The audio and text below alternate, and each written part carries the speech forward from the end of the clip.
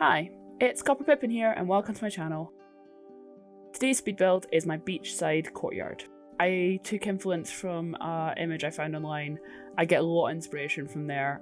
A lot of house plans and pictures of kind of house builds really give me inspiration and try and follow them as closely as I can. That's where most of my build ideas come from and most of the houses you see in these videos. I really loved the shape of this house. The use of the stone and the panelling on the roof with the wraparound deck, and then also part of the plan included this pool that's fitted into the foundation, which I thought was really cool. The way it kind of fits in seamlessly with the shape of the house. This is a 3-bedroom house with 2 wings. The left side is taken up by the master bedroom with the ensuite. Then on the other side we have the teen and toddler room and a family bathroom, and in between is the living area. I found I had to adjust the size a few times just to fit everything in the build, get a bit more space for the bedrooms and then also the living area, but I think it ends up a good size. It doesn't feel too big. I had a little bit of trouble with the roof at that end. Because it's like overhanging, I didn't feel like it should be slats, so I kind of made a new piece, recoloured, added in the stuff. I do later go back and actually just get rid of that. In the end I didn't actually need it and I felt like it wasn't needed. I enjoyed finally getting to use the vertical slats. It adds a lot of detail to the build. I really feel they only really tend to work on modern builds, so I don't really get to use them enough.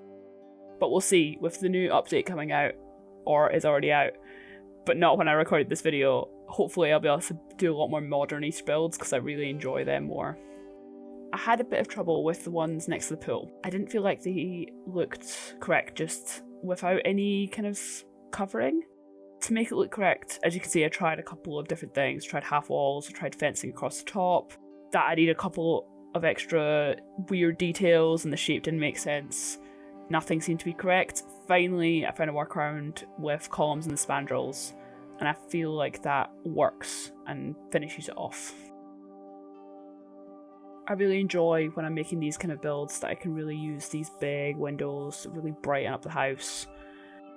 I feel it's nice when you're not building a very residential kind of building, like this one's out in the kind of countryside, so I can really use a lot of the big windows, bring a lot of light into the house, especially with the back corner where the dining room is. It really brings in a lot of light to have these kind of floor-to-ceiling windows.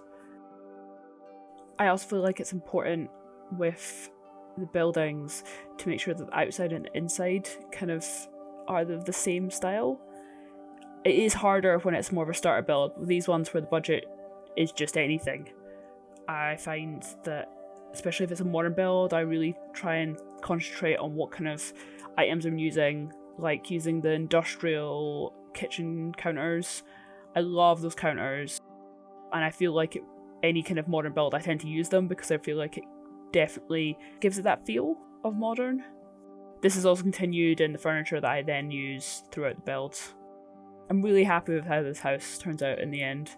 It has a nice interesting look to it and I feel like it's a good home for a family of Sims. If you have any ideas for any future builds you would like to see, leave me a little comment. I hope you enjoy the rest of this video. If you do, give it a little like and don't forget to subscribe. Thanks!